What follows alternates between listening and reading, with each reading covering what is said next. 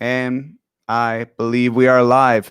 Last week we started the show and I had a very funny face and it ended up being the thumbnail. So here we go. Hopefully this one goes better. What's going on, everybody? We're broadcasting a few places right now. We're broadcasting on Season Zero and Ryan Stick Show both on Facebook and YouTube. Is anyone watching? Does anybody care? I don't know. As long as you watch eventually. And that's the thing about these live broadcasts, that people could watch them in a few years and you never know. You never know when it's going to pan out. And a good example of that is my guest later tonight. He's going to join us in about 15 or 20 minutes, and his name is Justin Mcconnell, and he directed a great movie that I adored at the Fantasia Film Festival called Clapboard Jungle. And a little confession, everybody. I wrote on the Fantasia group that it was one of my favorite movies, but I only saw it last night.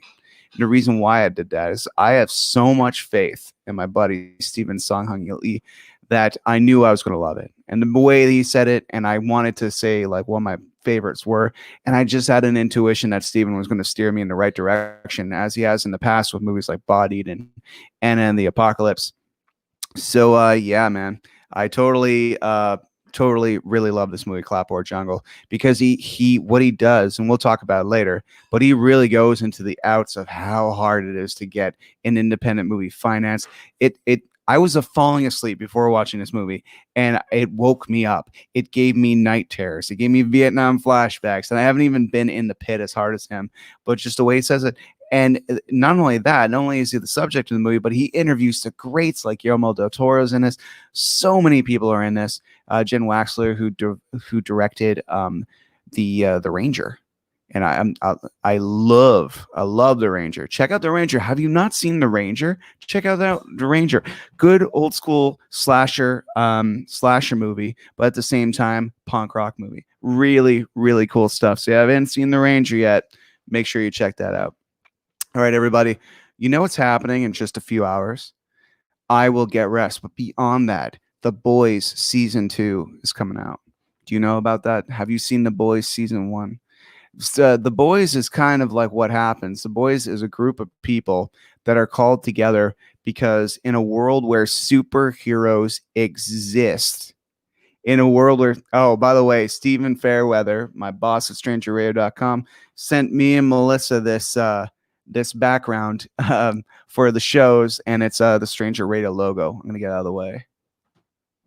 Ain't that nice? Isn't that sweet? Anyway, thank you very much for sending it, Steve. And it is near and dear, and it did not creep us out at all, opening up a package of a large, strange black cloth. Okay, so The Boys coming out tomorrow. Isn't that crazy? The quality's great, Steven. It's really good quality. So the thing about The Boys, guys, is that it's coming out tomorrow. And it's been a long time coming. Season 1 was a smash hit. What The Boys is about, and sorry I didn't say it before, is that basically in a world where superheroes exist, some of them can kind of step out of line. In fact, in this world, superheroes are genuinely jerks, especially the Justice League, which are called the Five. And one person in particular named Huey, his girlfriend got killed by accident by like a Flash type character named A-Train. And he is found by this guy named Billy Butcher, who brings him in and says, hey, when the soups get out of line, we're the ones who slap them around. So it's pretty great. Do you want to watch the trailer for Season 2 of The Boys with me? Because I have it right here, and I'll make sure that Stranger Rio can hear it as well. Let's check this out together. I'm looking really forward to this. Oh, and this is a new feature on the show where I could figure out how to share the screen. So let's watch this together, you know? Let's get into this. Let's see reactions and all that. Butcher? What happened? My wife. She's alive. Yeah, it's right at the end of Season 1. Vault's holding the captive somewhere. And right now, we're in a little bit of trouble.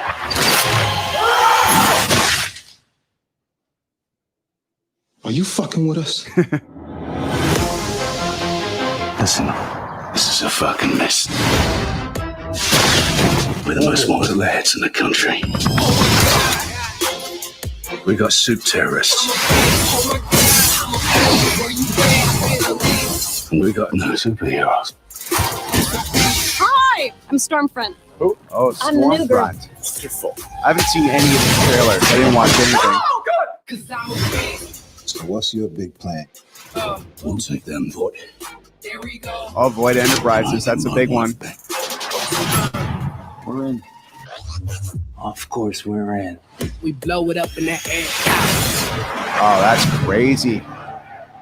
More super terrorists will come. Oh, that's For all we interesting. know, these maniacs could be waiting for their chance to kill us all. Who the fuck are you? I'm just trying to help. Really? How? We are in a war, but we can fight back with an army of supermen, millions strong. Crazy. No, don't be a pussy. Laser my fucking tits. What? She's got a whole army of supes. We got stop her. My God, when's this gonna stop? Tomorrow, ladies and gentlemen, tomorrow. Kill everyone. That's exactly what we're gonna do.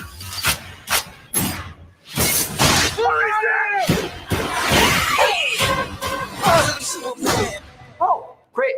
Cool. Totally. 1, 2, 3, hit it!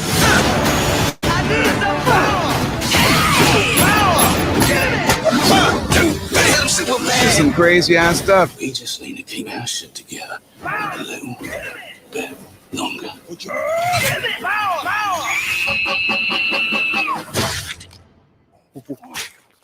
I have seen this though. Oh God, don't let Mel see this. Go ahead. I'm good. Jeez. All right. Hands in the air. Like you just don't care. Kill.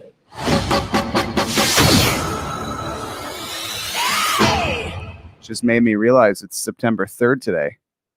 Wow, I didn't realize that till now. I'm just gonna check a message from our esteemed guest. Cool. Our guest is about to log in. We're going to be talking Clapboard Jungle tonight, ladies and gentlemen. Like I said before, it's going to be a blast. So Fantasia Film Festival has come and gone, 2020. I thought it was a resounding success when it came to their selection. I hope that many of you have joined in to the festival virtually.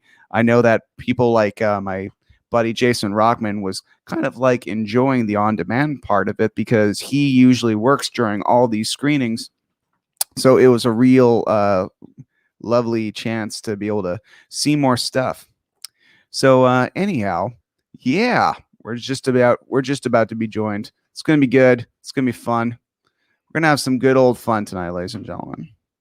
All right. So beyond that, and news. I just heard this on the internet, and I don't really like spreading news when it comes to COVID or any serious stuff like that. But apparently, well, The Rock introduced a video on his Instagram last night saying that him and his family for the last few weeks have had COVID-19 and now they're okay. So that's cool. But unfortunately, the Batman production has been shut down again because Mr. Robert Pattinson apparently has tested positive for COVID-19. So the world has not moved on, ladies and gentlemen. Gotham City is yet to set their signal again. But yeah, I'm looking forward to it. All right, I'm telling Justin, sweet. Log in whenever you want, buddy. All right, and yeah, what else is going on in geek news, everybody? Well, Cobra Kai took over the world.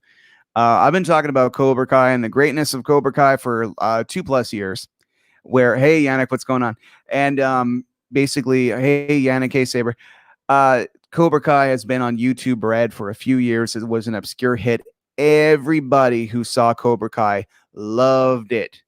But here's the thing: they were like a great independent.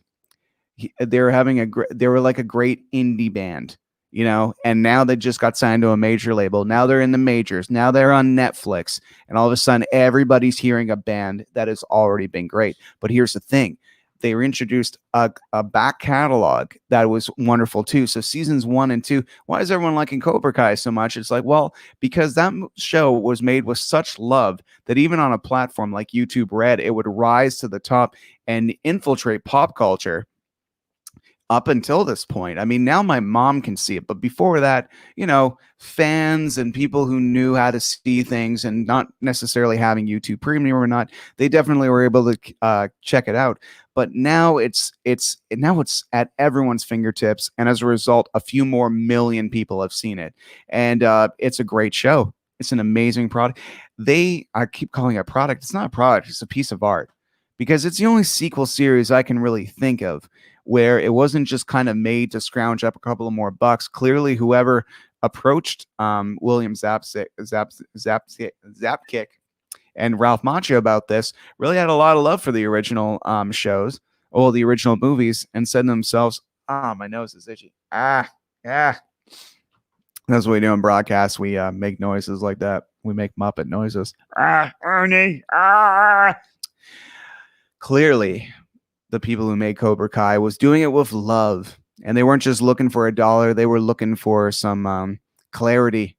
They were looking for emotional closure from that first movie, because they said to themselves, hey, Karate Kid 2 and 3 weren't that good. What if we see the world through the bully's eyes?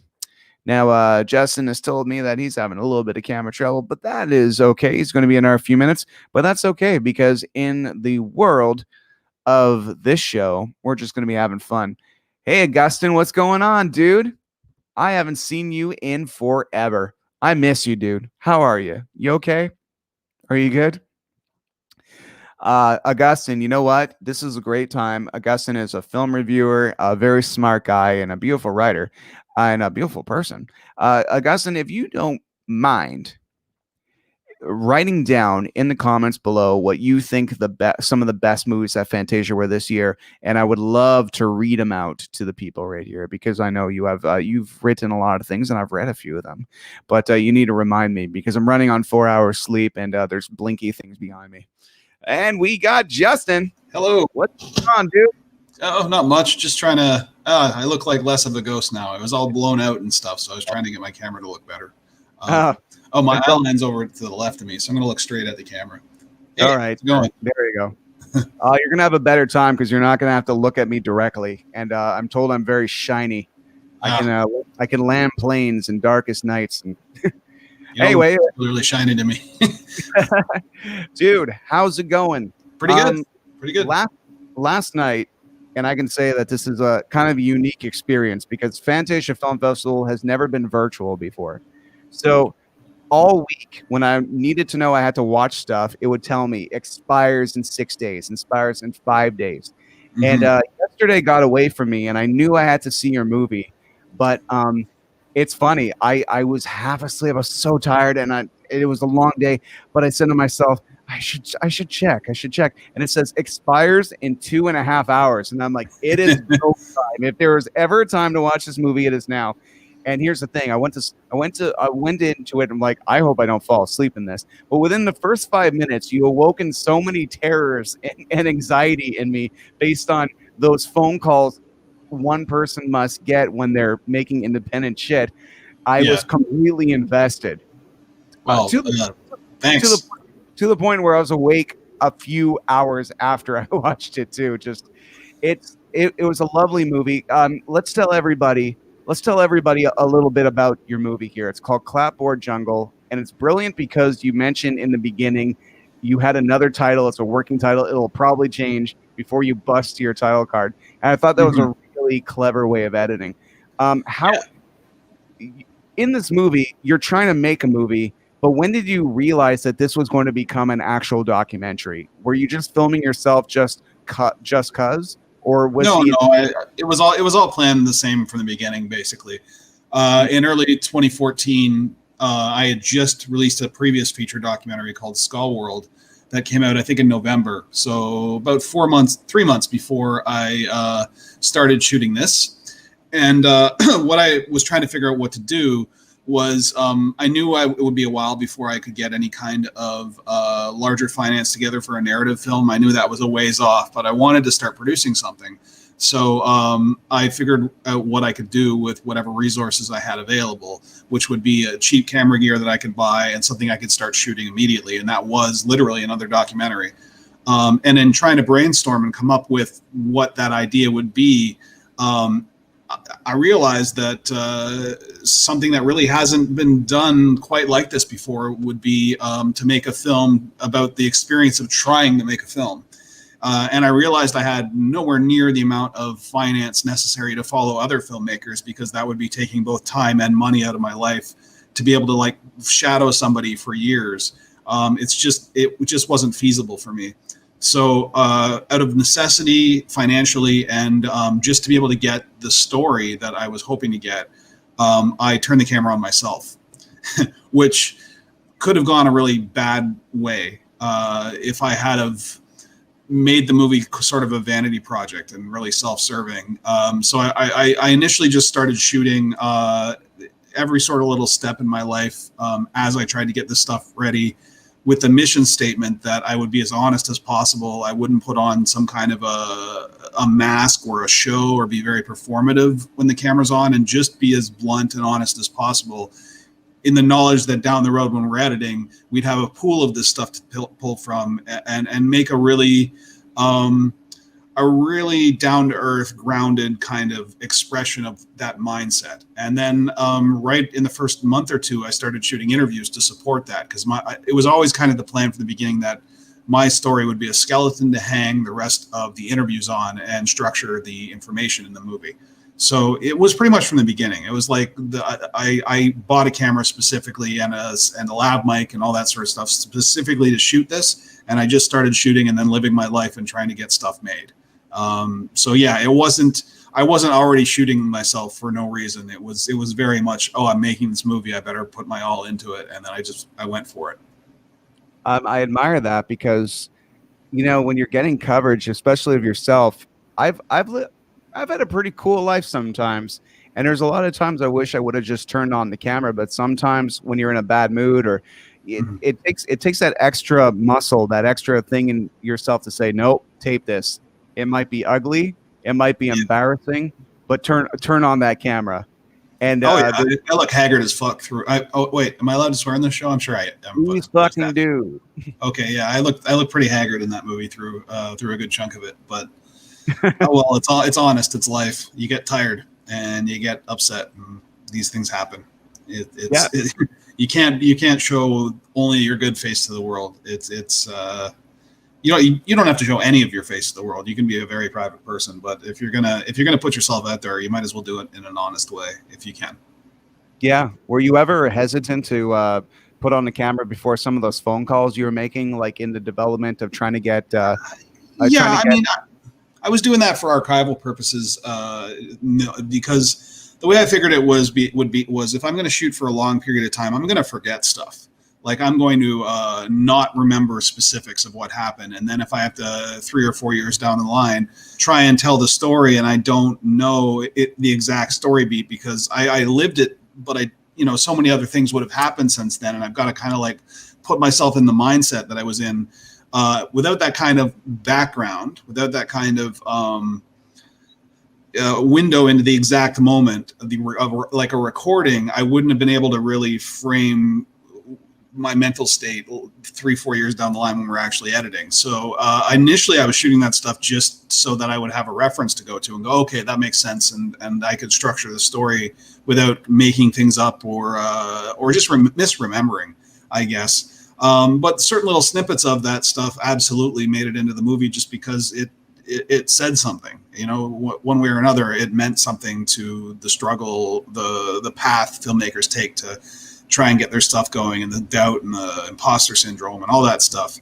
I just had a GoPro basically, and I would just slap it down and hit record, and then do the calls. And you got to be very careful legally when you're doing something like that. You can't really like record a phone call and then show the whole phone call, the same as you can't bring a hidden camera into a meeting, which is another issue I have with the doc, right? Like, I'm taking all these meetings, there's only two ways I could shoot one of those meetings, right? I either ask full permission, which is not a great thing to do if you're trying to get a project off the ground, like you're pitching a movie to someone, and then you go, "Oh, I'm also shooting this documentary. Do you mind if I bring in a camera and record this meeting? I've never met you before, but let's sit down and have this meeting." And because nobody wants to be put on the spot like that, and it doesn't help you get your movie made. And the other way is you Sounds like what I'm doing to you right now, to be honest. But a little bit. The other side of it is you do a hidden camera thing, and then it's almost like, well, I'm not an investigative reporter. I'm not trying to expose anybody. It's not. In the movie, it's got insider baseball, but not to the extent that it's damaging anybody, or you just got to be really careful with stuff like that. So I had to be really careful in editing not to put certain stuff in phone calls, and to make sure that anybody's voice that actually did get used, I had permission. Of course. And there's only one voice I kind of muffled and I didn't credit, and it wasn't because I didn't have permission to use it. It's because he was criticizing a film that did get made and then did fairly well critically and people liked, and I didn't want that person's name associated with a bad call on a movie because it could damage their reputation. So I muffled the voice, and I didn't credit who was talking to me because it doesn't help them as a person. So that was pretty much the only time I manipulated that, but just to protect the person, basically. Of course. So you're filming yourself, and you're trying to make this movie, and I love the fact I can't wait to see Life Changer, because seeing you go through the motions of the concept, the power level, the story, and seeing you have doubts within this. So slowly, spoilers, everybody, you see yourself trying to get a movie done, and it doesn't work, so you do another one, and then but it is so lovely to see things kind of work out, because I'm not spoiling this, ladies and gentlemen. He did make a movie called Life Changer, and it did come out, and people really did like it.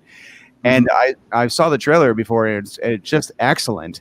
And it's as I see all this happen, it's really interesting to see a movie in its infantile stage, in its vulnerable stage, you pitching it on a phone, and I'm kind of like, wow. It just goes to show the power of these moments. If someone said to you the wrong thing, how you interpret it could have very much like steered you off a path of somewhere where you actually got something done, as opposed to, like that phone call you were mentioning.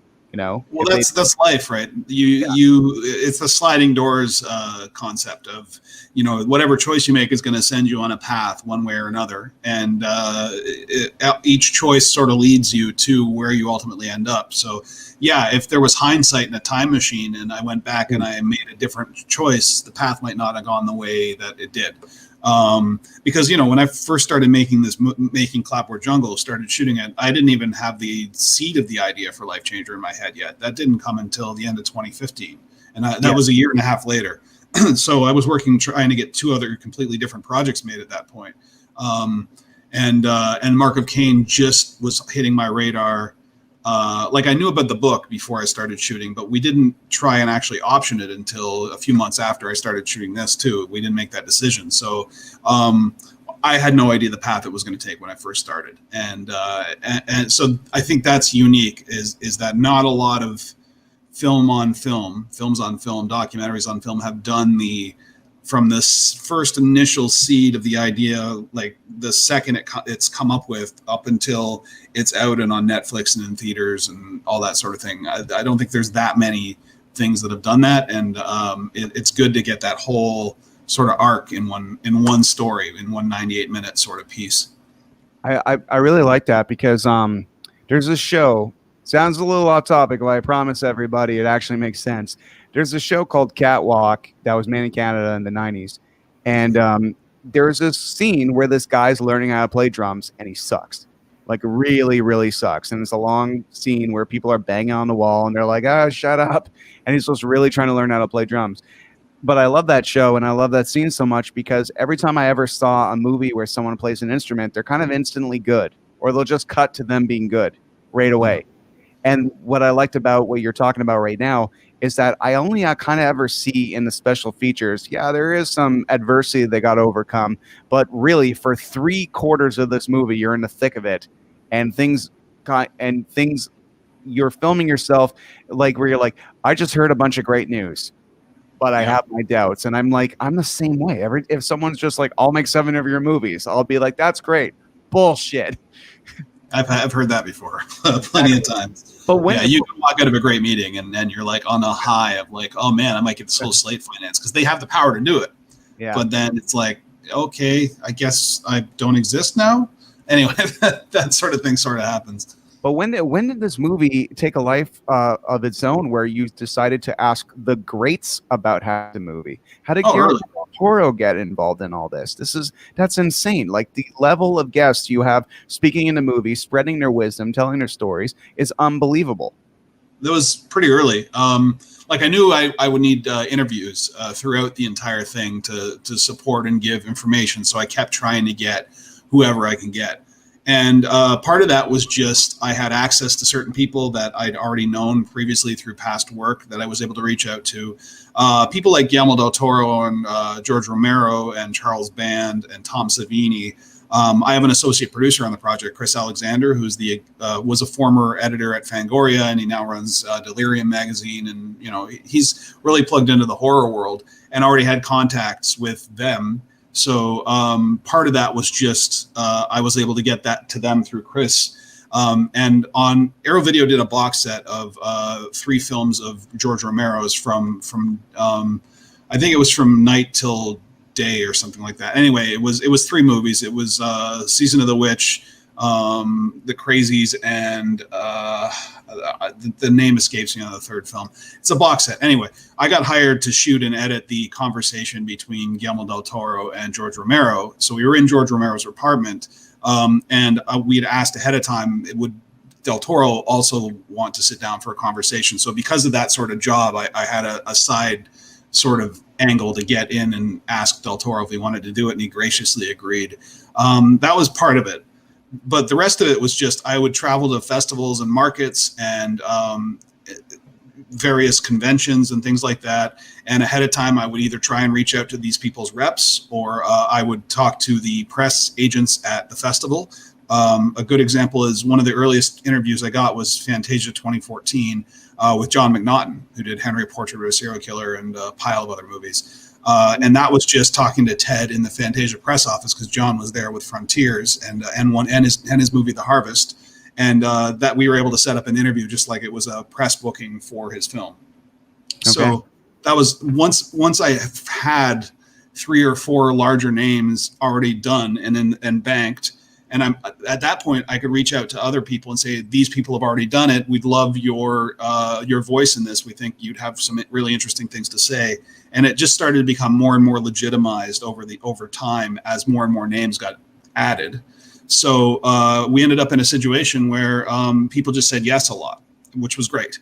So I would travel there, and the odd time what would happen would be I'd be at a festival or something, and I meet somebody in person, and we'd get to talking, and then it would come up, and I'd already have my gear with me because I was traveling with my camera gear at all times, just because I needed to shoot the process. So it was just an opportunity, basically. I think I only took 1 or 2 specific trips just to collect interviews, one to LA and one to New York. But beyond that, like, I didn't really have any budget to hire camera crews all over the world and like specifically hunt down people. So I kind of got who I could get in a lot of cases. And there were definitely people I went after who just, it didn't line up. We weren't in the same city. They were way too busy. So there are certain people like Ernest Dickerson and Gail Ann Hurd and John Carpenter and David Cronenberg and people like that I tried, but I couldn't quite get them. And yeah, that's just kind of how that happened. And then over a 4 or 5 year period, I ended up with 120 interviews banked, and lots of that is going to come out in other stuff coming forward. Okay, I got to ask you. I'm an editor by trade.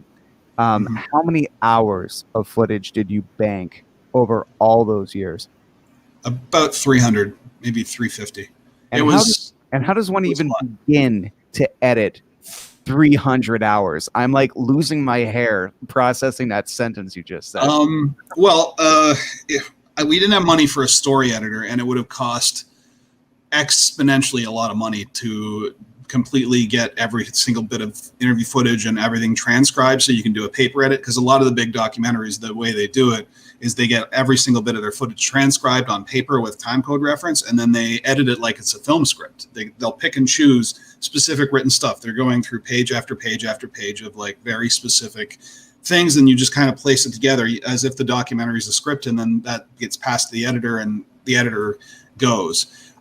We didn't do it that way. We didn't have the money to transcribe.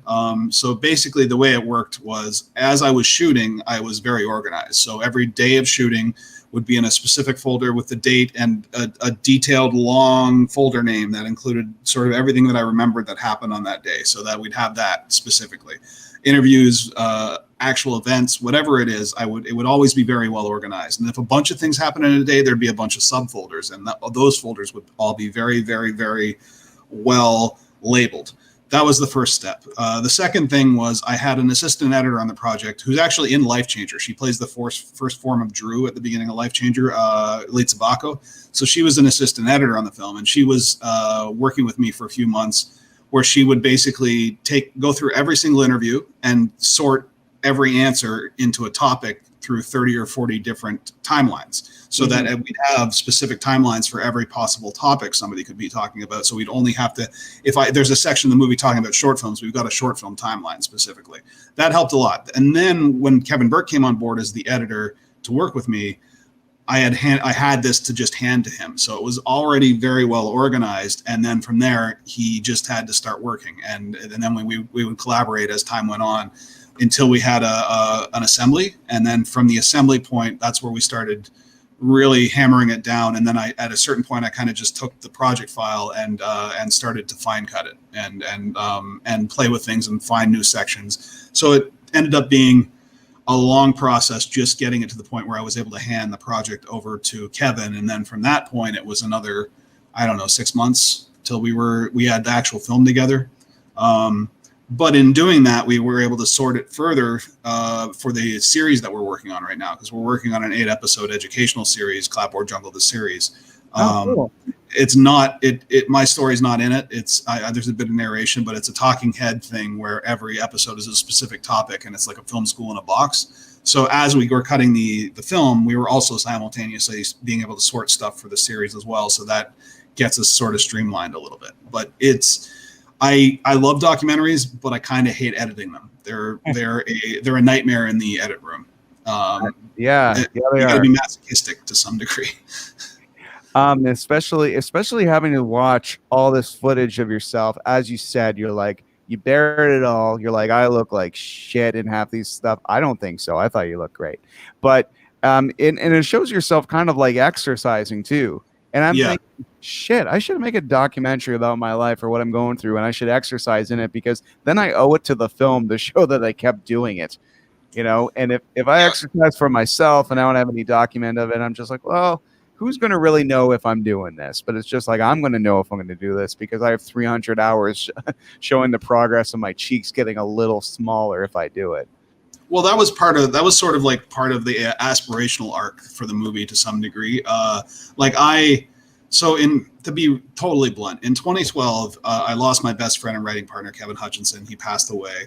And then I spent a good 6 to 8 months at some of my lowest points in my life, just depressed and spiraling and eating too much and drinking too much and just not giving a shit about the next day and just trying to get through the day I'm in, but in the way that is damaging.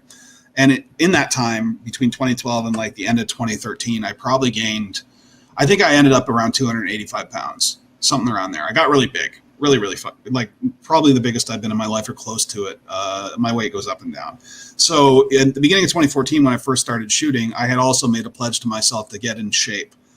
In as best shape as I possibly could. And I figured if I'm going to be following myself over all these years as I drop weight or whatever, it would be an interesting visual metaphor for me to become in better shape gradually throughout the film as I'm learning more and as I'm getting better at my business. So I'm both physically and mentally improving, and it ends up being that sort of like Rocky arc, And I did lose weight. I ended up going from 285 pounds in the beginning of 2014 to 169 pounds in the middle of 2015. I was the best shape I'd ever been in my life, which was great. A lot of pounds. Yeah, I dropped 110, 115 pounds, something like that. It was a lot. That's more than some humans weigh, dude. Yeah, I know. So I dropped a ton of weight, and that whole thing was in the film. And then gradually, as I was making like Life Changer and doing these other movies, you know, I got busier and busier and busier, and I started gaining a bit of weight back. So I bounced back to like 220 or something. But the point being is that visually, I had that exercise motif in the film as a secondary backup to the idea of self-improvement. And there was more of it in the original assembly, but it got cut down and cut down and cut down. And now it's just a few little grace notes of like, 10 seconds here, 10 seconds there, something like that. And I'm sure that might confuse people. Like, why is this dude working out on film? But to me, it made total sense that, as I'm improving my mind, I'm also improving my body. And it was a metaphorical marker for the work I had to put in to do what I want to do. That was but it was also practical. I made this movie Broken Mile before I made Life Changer, and it's in the movie very, very briefly. Yeah. But it's a single take movie. And I was camera operating the whole thing, holding up a 7.5 pound gimbal with a camera on and a lens. So in order to hold that up for long takes, you need to actually do a bunch of weightlifting, because you end up dropping if I'm holding a camera for a 19-20 minute take, because there's some hidden cuts in it. But if I'm holding the camera for a 19 or 20 minute take and I'm not having built up my muscle mass, I'm just going to be a jelly after take one. So, it was the thing about leaving, like spending 4 or 5 months, and this isn't in the movie, but it's in the behind the scenes doc on Broken Mile, where I would just specifically do specific types of weightlifting, holding up barbells straight, steady for as long as I possibly can, walking around my apartment, to get myself in the condition to be able to shoot this movie Broken Mile for, no money, camera operating myself kind of thing. So it's really just like, there's certain things that you have to do that you don't even think about when you're making movies sometimes. And that's part of it. It was just, that was kind of why that weight loss stuff was in there. I thought it was good. I thought it was great. Like sometimes it can't just be, I'm a guy and I'm doing something. Like, you got to get raw and real, and that was part of your journey. Like all great documentaries with a guy in it, it's got to be personal to him. If it's not a personal journey, then why are you watching this guy? Why is he involved in it? So you were willing to sweat for your work, both figuratively and metaphorically. Plus, it gave me a great visual gag toward the end of the movie, because I took the same bus in this exact same seat to Fantasia 4 years in a row. And I took the exact same shot of myself from the exact same angle 4 years in a row. So there's a quick cut of me going from big, small, slightly bigger, and within like a 2-second section near the end of the movie. And I just thought, well, shit, man, there's no other way to get that shot or get that sequence. I guess so.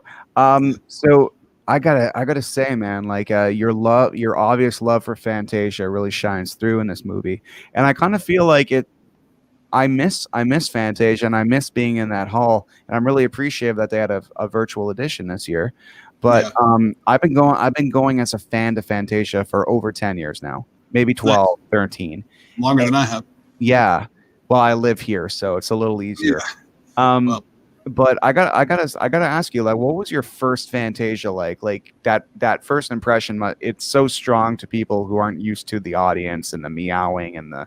Well, my first year was 2013, so I went partially because I had been hired at Toronto After Dark at the time, and initially I got hired at Toronto After Dark as a special projects manager.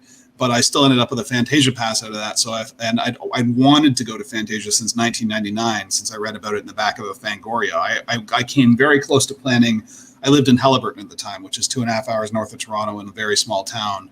And the idea of doing a road trip to Montreal from Halliburton when I was 18 years old was a big thing for me, because I'd never been that far out of the area. We'd been on family trips through the U.S. driving, and, flew to Florida a couple times and stuff. But I mean, like, just on my own without my parents at the age of 18, I came very close to going on this trip with, a friend of mine. And I'd wanted to go to Fantasia ever since. And then in 2010, 2011, because the movie was finished in 2011. In 2011, I had finished a movie called The Collapse that Mitch actually said he wanted to play. And so I got really excited that I actually had a film playing Fantasia.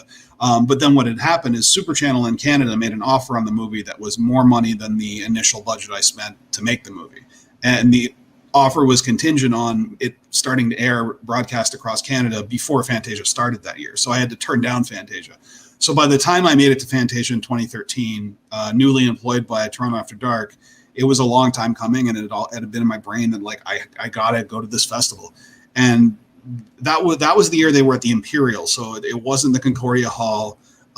They had some stuff at the DeSev, but you had to take a subway between it. I think the Concordia was undergoing renovations at the time. Still, that first sort of hit of dopamine of going to a festival that cool and being on the ground and like meeting all these people and seeing these movies and the energy of the audience, I couldn't look back. So every year after that, I treat Fantasia like my summer vacation, summer camp. I go for 2 to 3 weeks. I get an Airbnb place. I participate in the Frontiers Market. I see as many films as I can. I scout movies for Toronto After Dark. And because in the 2013 Fantasia, after that festival was done, I sent Adam, who runs Toronto After Dark, this massive breakdown of everything I saw, like a screening report, basically. You should play this. You shouldn't play this. But I wasn't a programmer at the time. But he got this big document that I created, and he immediately offered me a programming job, and that's how I ended up as a programmer for Toronto After Dark.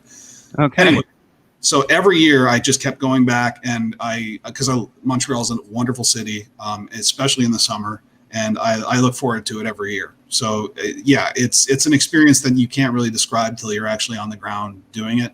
And the virtual version, it was definitely a refreshing taste of like, oh, at least on the movie side and the panel side of what Fantasia is. But it's not quite the same as being there on the ground. And then after a movie, you go to the embassy. Is it the embassy or was it the Irish? It's the Irish embassy. Unfortunately, the Irish embassy burned down. Yeah, it burned down. Yeah. It was because last year was McKibben's. But for several years it was the embassy in their giant back patio, and they've got guys barbecuing hamburgers, and you're hanging out with filmmakers you grew up idolizing, and it's just a whole. It was a whole thing. But I think what it is because it's like a summer camp and everybody's kind of there and around, and you get to know people and stuff like that. It takes away a bit of the mystique of the filmmakers attending to some degree. Like as a young filmmaker, relatively young filmmaker, somebody who's coming up. When people are as accepting of you as that, and they let you into their conversations and they actually befriend you and stuff like that, it takes away a bit of that distance that you feel from the business when you're kind of let into it. And I think Fantasia is one of the festivals that have done that for me, where I feel like I belong more because of the amount of time I've spent at Fantasia, and now the amount of time I've spent, 5 or 6 years now, I've gone to the Marché du Film in Cannes or Berlin or wherever else. You have to be there to be in that. You have to be there to be part of that circle, that scene. You got to be in front of people's faces, and Fantasia is really important for that, especially if you're a filmmaker. But even if you're a film fan, it's a hell of a festival. It's a lot of fun. It's what I love about that festival, obviously, besides that killer like live Iron Maiden style energy while watching a film. Well, if Mitch introduces it, yeah. Yeah, especially if Mitch missed his calling as being the lead singer of Judas Priest or something, because he really brings that lead singer energy to it. It's Montreal, more like Voivod, but yeah. There we go. That's it. Yep. Oh, nice pull, dude. What I loved about the festival is just kind of like the selection and everybody who works for them, the programmers. They really know how to pick some gems that you would normally never notice in the real world. Like there's some strange ass movies from all around the world that I'll only see because I saw them at Fantasia. Yeah, because they don't get picked up a lot of the times. You end up seeing movies that you hope they'll get distribution, but if they're from certain territories, those territories. I know this because I work in distribution and I've tried to make offers on movies before. Those territories want too much money up front, and by the time those movies are actually at a price that sell, there's no real market for them anymore. So there's a lot of stuff that just never gets released in North America, which is, these festivals may be the only chance for you to actually see the movie, and that's that's part of it too. As a fan of cinema, it's like this stuff that slips through the cracks. At Fantasia or at Fantastic Fest or whatever other festival, you actually get a chance to check this stuff out, and that's worth something. I'm glad you brought that up. Is there a movie that you can think of that you saw at Fantasia that never came out and you're like, kind of bummed about it? Like, can you remember one? Because I know you probably like me, you see 20 every year, and it's hard to remember every single one of them. Yeah, it's difficult. I see more than 20. There you go. There you go. I probably see. Well, I mean, I got to watch screeners for After Dark too, right? So I see stuff that nobody's ever seen. That's a tough one. There's definitely a lot of Korean stuff that I haven't seen hit, or if it did, it came out so quietly. Like A Hard Day would be a good example, but it's possible Welgo has put that out by now, but I've never seen it advertised. That was a really good film. Let me think. I'll give you a good example. Something like Bushido Man, which did eventually come out, I think, through Welgo again. But when it played at Fantasia, it played as a feature film experience. And then took 2 years to come out, and it was released as a web series first that nobody watched, and then it was released by Welgo on a DVD. There's a Voivod. Somebody going yes to Voivod. Oh, by the way, not to interrupt you, but Augustin said some really nice stuff. He said Life Changer was amazing. Saw it back in 2018. Thank you, Augustin. But yeah, by the time the movie comes out, it's almost like the moment it could have had is gone. Milk Rose. How do you even pronounce that? It was one of the Fantasia classics that played this year. Milk Rose. Milk. Okay. It's a Japanese film. Anyway, it's got no release here. There's definitely stuff we've even chased at, say, IndieCan or whatever when we were looking to acquire it. Reborn is a good one. It's now on Shudder, but it first played festivals 3 to 4 years ago, and we were trying to pick that up for North American distribution. It just didn't work out, but it sat on the shelf for 3 to 4 years, and now it's finally Shudder has it for whatever price they paid for it. But that's a really fun Japanese action movie that may never have gotten released. And probably, I think Roar did Roar play? Not Roar, sorry. Prey, the one with the killer lion in Amsterdam, that Dick Moss did. That took a long time as well to make it out, and we were making offers on that as well that didn't pan out, and it's things can take a really long time to actually make it to an audience after they play a festival like that. There's definitely titles though that didn't make it out at all, and I'm just racking my brain as to what those would be. Have you heard of this one Augustin's bringing up? Yeah, that's what I meant. I still can't pronounce that. Milokorosi. A live story. Let's just call it one story for now. Yeah, that's the one that it's a crazy Japanese comedy action, hard to explain film. It's very fun. I do miss the midnight movie. Like I miss seeing Tokyo Gore Police and Vampire Girl versus Frankenstein Girl and a bunch of other live. Wacky. Noboru Oguchi's Live has never been released. That's one. For sure. A lot of that Japanese splatter stuff doesn't eventually, but most of the time doesn't get picked up or doesn't go out there. Unless it's Sion Sono, and then he gets a deal. But there's definitely stuff Oguchi made that never made it stateside. So yeah, there's definitely stuff you don't see anywhere else. I saw this great movie a few years ago, and it was called Game of Werewolves, and I believe it's called something else. It's Spanish, right? Spanish, and it's just we played that at After Dark in the summer one year. Yeah, everybody watching right now, I'm not sure if they stuck with the name Game of Werewolves. I believe it's called something else in Spanish for sure, but it's basically this guy goes to a town and they think there's this one person there, and they're like, okay, this is the werewolf. We gotta get rid of the werewolf. So they do something, but instead of getting rid of the werewolf, everybody in town turns into a werewolf, and there is no CGI. This is all practical effects. It's beautiful. It's amazing. If you can find it, Game of Werewolves, it's awesome. It's a pretty fun movie. Yeah. Yeah, that's one I'm not sure if it got picked up either, now that I think about it. There you go. There's definitely stuff that just sort of sits there. Do you find with streaming apps like Shudder, a lot of these movies we're talking about happen to find homes a lot more likely, like streaming homes at least, than with DVD and Blu-ray distribution? Well, the way I would put it is this: there's definitely a platform for everything now. You can you absolutely, for whatever movie it is, you can put it up no matter what. So Shudder, Amazon Prime, Tubi. I love Midnight. Tubi. Oh my God, Tubi got me through. I've loved Tubi for a few years, but Tubi got me through this fucking pandemic. If it was not for Tubi, and I did it. I spent every day messaging friends, being like, "You having a bad time? Download this app. I guarantee there is something on this app. It is free. All you got to do is put it in your email. And if you do not find something either from your childhood or an obscure weird ass movie like Prehistoria or something, oh my God! Sorry for interrupting. Tubi.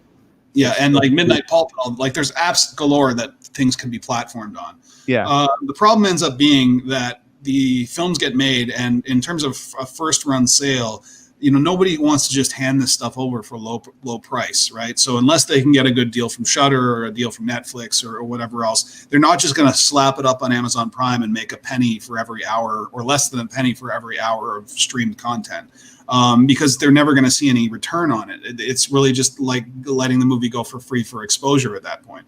So a movie that's early in its sales cycle, that's still doing festivals, stuff like that, the sales agents want to protect the interests of the producers, and they want to protect their cut of that interest of the producer.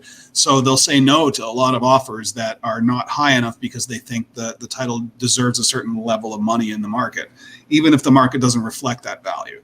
So you end up, so yes, there's absolutely a platform for everything. And in an ideal world, you could easily just, all this stuff that doesn't get a release could go up on one of these platforms. I think the first time I saw the pool, the Thai movie with the crocodile or the alligator in the pool, the guy stuck in the giant pool, was on Midnight Pulp of all places, right? Wow. So there's definitely these platforms that buy piecemeal rights and stuff like that, but usually they're quite a bit later in their life cycle. So it might be 2 to 3 years after the festival, maybe 4 years after the festival, they start to show up on these platforms. So eventually they find a home, but that's because the producers and the filmmakers didn't make their friggin' money back. And they waited for so long to do that they finally went, you know what, the movie's got to make something. So let's just put it out there, and here's what we have available to us. So I'm not calling it the pool on that way in any way, so please don't misunderstand that. But that is kind of the cycle of what happens with a lot of movies, is that the market can't support the price that the sales agent wants, and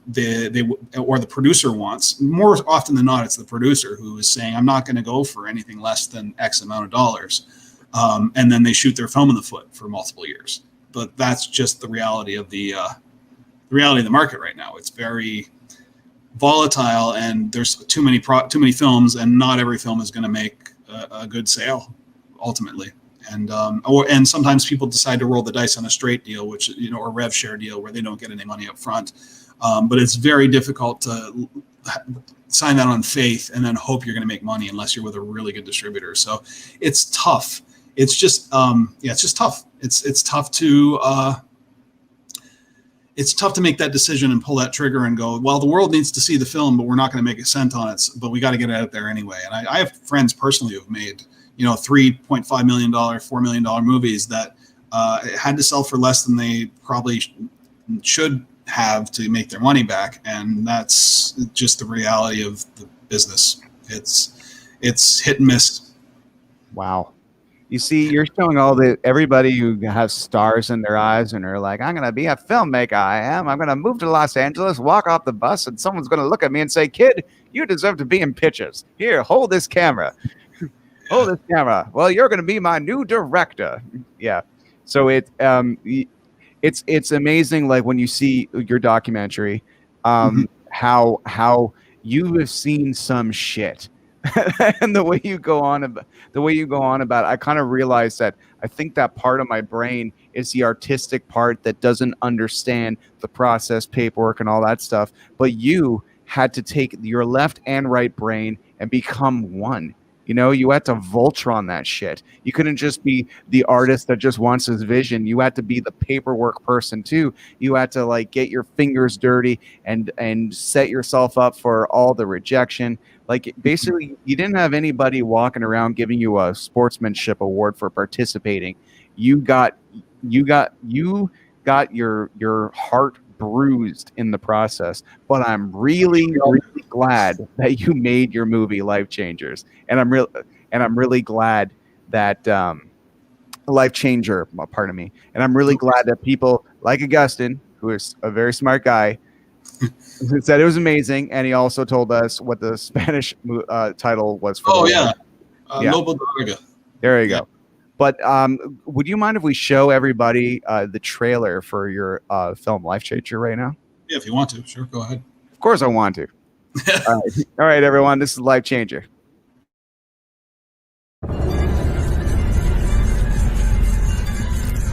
I know love exists.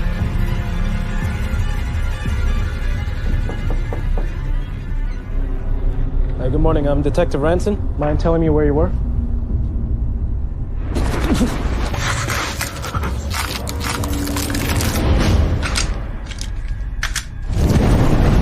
I take people, their voice, their shape, their look, their memories, their hopes and dreams, everything that makes somebody who they are. I take it and I keep it for good. I'm here, Rachel. Do you consider yourself a good person? Does being good really matter? Bad things happen to good people all the time, right? If I don't do this, I'll die. And I'm not ready to die. Which means you'll have to. In the quiet moments, my thoughts always turn to her. Is that what you think we have? A connection? I think we're kindred spirits, you and I.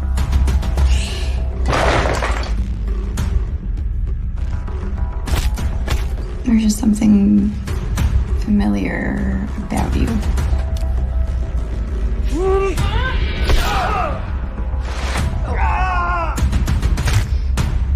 I won't let anything bad happen to you. I promise.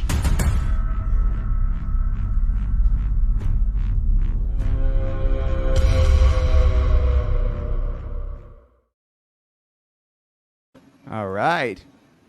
I've noticed Hey. I noticed you adapted a new look. Well, I just thought it'd be a funny movie. I'd have a stupid. I was looking for a mask or something. Oh, dude, it's great. I love it.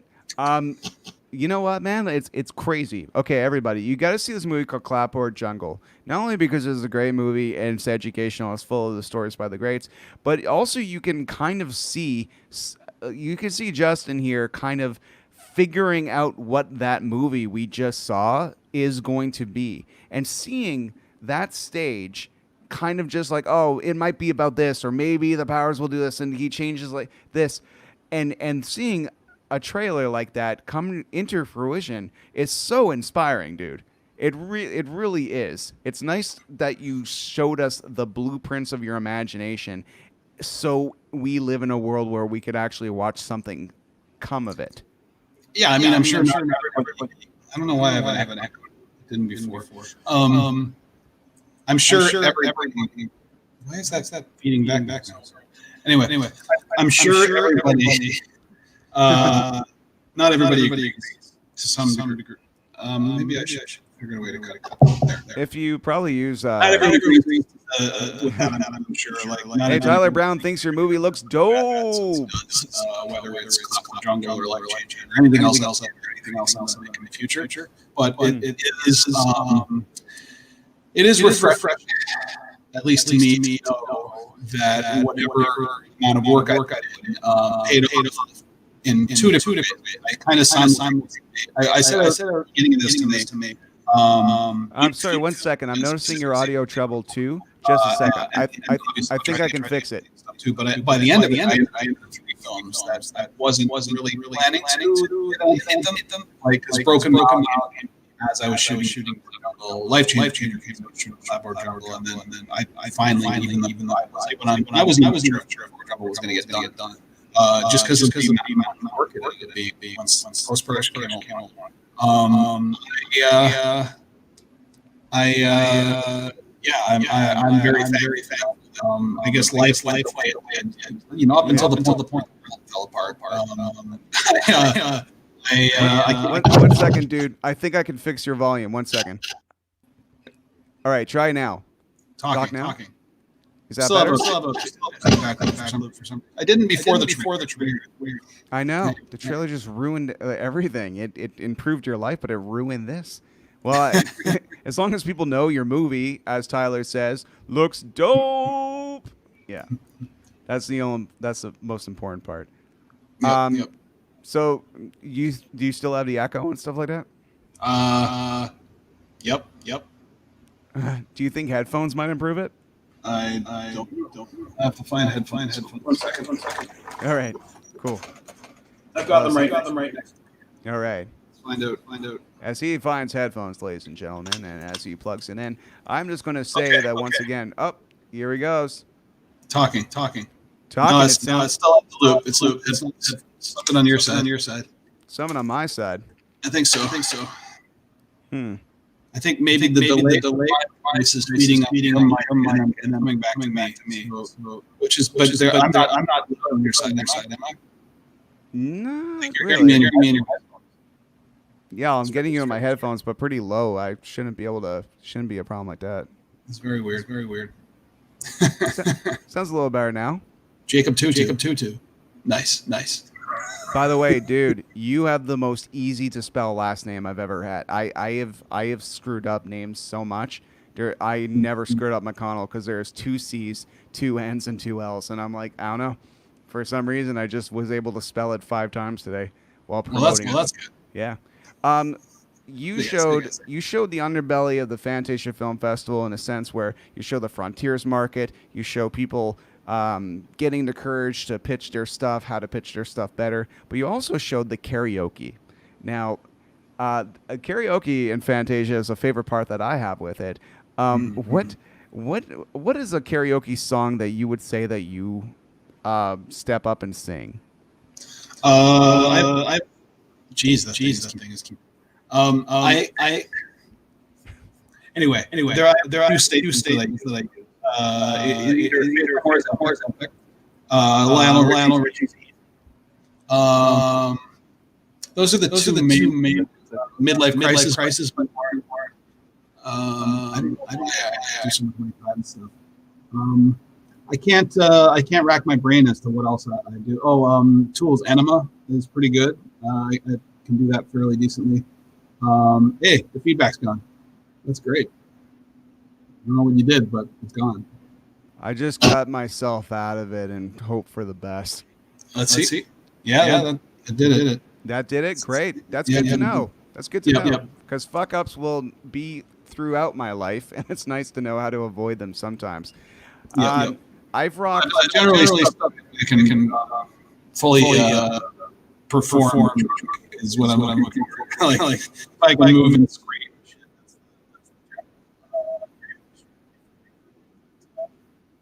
There are times when I probably fall out there because I've had too much to drink. Times when I'm doing it's just karaoke. Okay.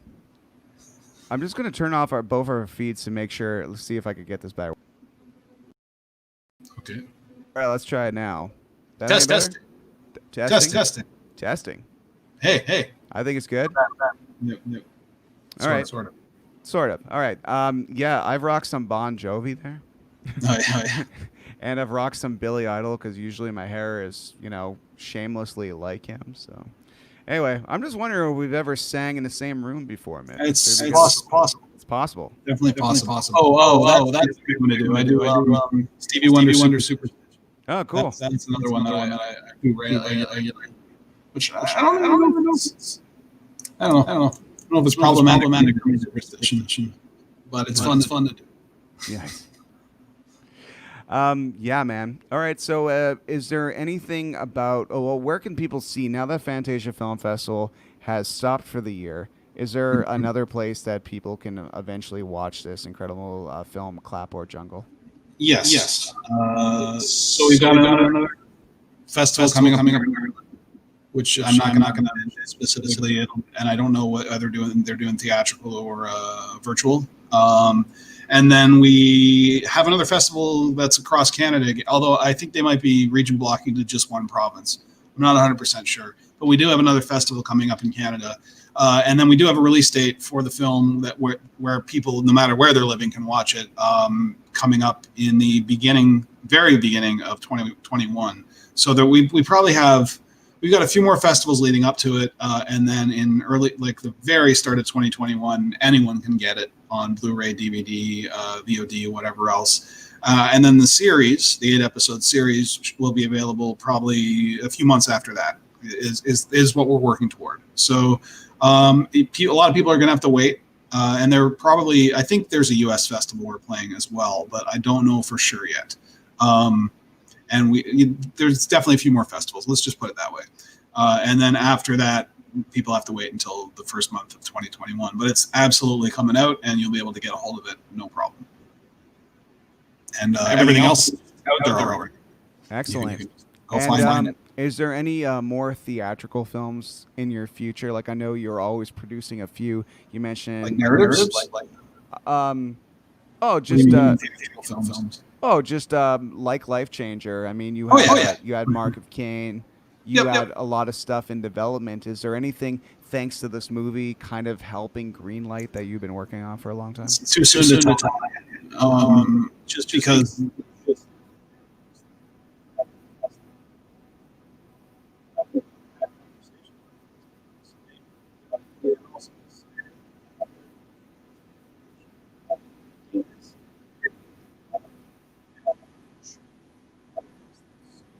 Well, I do have a big slate.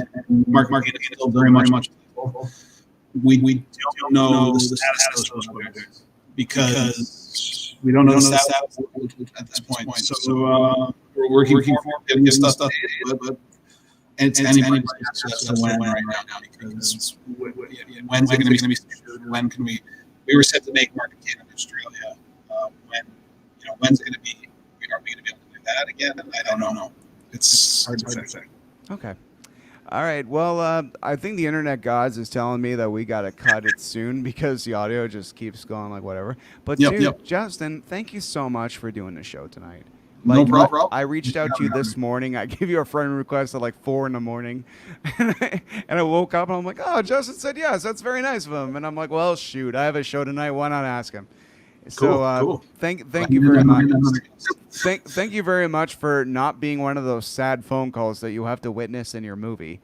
And on my end, I hope to see great things in your future as I see them unfolding in this incredible documentary. I love documentaries. I hate bad ones. I love good ones, and yours is a great one. Thank you. And I see great things in everyone's future. There you go. We'll see. You know. Well, right now the bar is so low that great things is actually kind of kind of doable. Yeah, 2020 years. Yeah. Yeah. All right. Have a good night. All right. Have a good night, buddy. Talk to you later. All right, bye. All right, everybody. So that was Clapboard Jungle.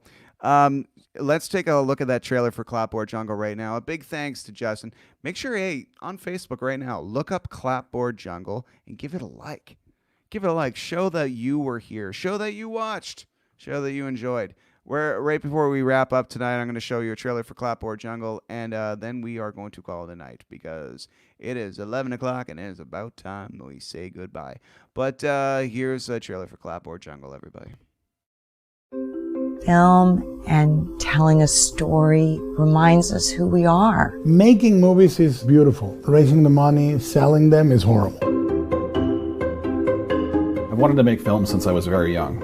So I grew up dreaming of when I might get the big break. I'm not really anybody yet. What chance do I really have? If you are entering this business in order to be rich or famous, you're in the wrong place. To be successful as a filmmaker, you have to be a little bit insane. The fact that any movie ever gets made is a miracle. It's all about money. You can make a wonderful film and it never gets seen. I think there's a lot of stories out there that haven't had the voice in the past. I have to prove myself a lot harder. I think a lot of filmmakers think it's Willy Wonka and the Chocolate Factory where you just get the golden ticket and then you're making movies, and that's not what it is. It's an organic thing, filmmaking, and you can't hold on to your original plan too tightly. Constant roller coaster, just ups and downs and ups and downs. I've been making films for almost 30 years and I still don't know how they get made.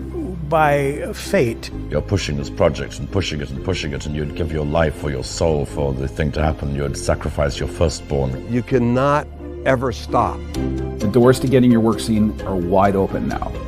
The ability to make money off your work is what's much more difficult. We have much more product than it is possible to watch. Sales World is AFM, Berlinale, and Cannes, and like Cannes is 50% of their global business is made there. When you make the movie, you take it to the market, you have a little stand. There's just more stuff at these markets now than there's room for. It's like looking for a needle in a haystack. A lost cause is the only one worth finding. If you're a shoemaker, you make the frickin' shoes. If you're a filmmaker, you dream about the shoes. It's a sad state of affairs, really. The film business is a hell of a mountain to climb, but I have just as much chance as anybody else. I think. Amazing. All right, everybody. I think that's the show for this week. Stay tuned, everybody. Stay safe, man. You think it's safe to go out yet, but some big Hollywood elite stars are getting that COVID, and frankly, they have enough money to get people to chew their food for them, which might be why they have COVID in the first place, if you got my drift. But anyway, wash your hands, stay the hell away from each other, and give each other Jedi high fives. Have yourselves a great night.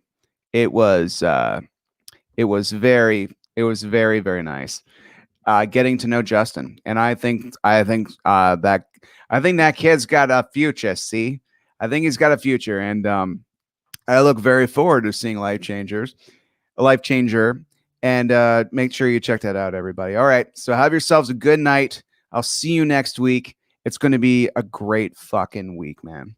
It's going to be a great week, because why not? All right, have yourselves a good night, everybody. And make sure you make sure you buy. You know what? After here's my little rant for the week as we sign out. Make sure you buy those independent movies. They're not like those Marvel Disney films where 1 billion people are going to like pay money to see that stuff. You know, when you see those little independent movies and they need your help, and they put out and they kill themselves to get their movies out on Blu-ray and DVD, buy those Blu-rays and DVD, especially if you see these movies at Fantasia and then you see them get distributed.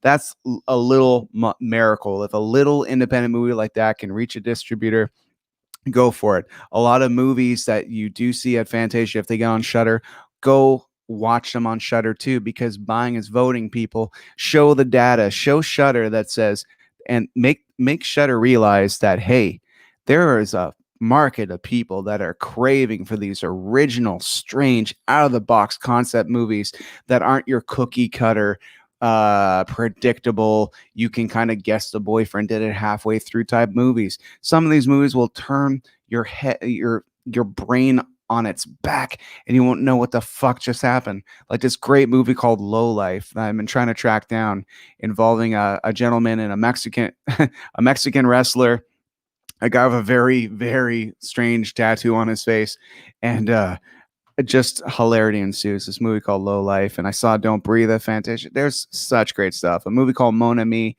that I don't think ever properly came out on DVD. Such gems, man. So I think that's what I'm going to do with my next big paycheck. I'm going to go on Amazon. I'm going to find half these movies like Aqua Slash that premiered at Fantasia last year. And I'm going to put my money where my mouth is. I'm going to buy some independent goods. All right. Take it easy, everybody. Have yourselves a great night. Stay safe. Be good to each other. Be excellent to one another. And I'll see you in the next week. Bye.